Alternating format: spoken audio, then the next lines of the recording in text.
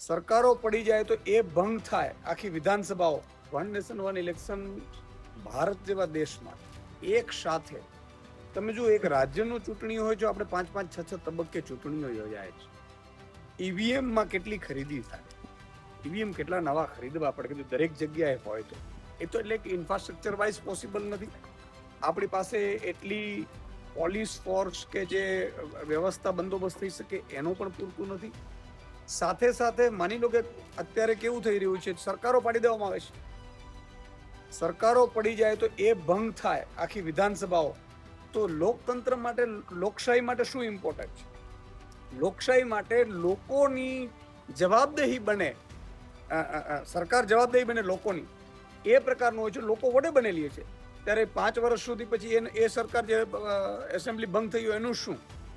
એટલે આ બધા પ્રશ્નો છે. સાથે સાથે જે પ્રાદેશિક પક્ષો છે, એટલે લોકશાહીમાં બધાને ચૂંટણીઓ લડવાનો, ઊભા રહેવાનો અને પોતાનો પક્ષ રજૂ કરવાનો અધિકાર હોય છે, હક હોય છે.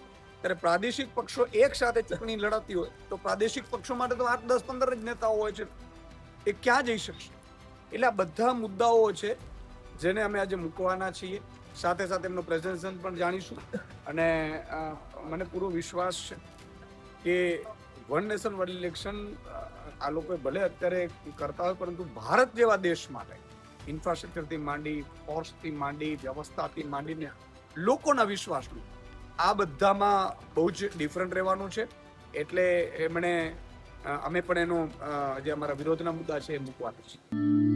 ખેડૂત પોથીને લાઈક, શેર અને સબસ્ક્રાઇબ કરો.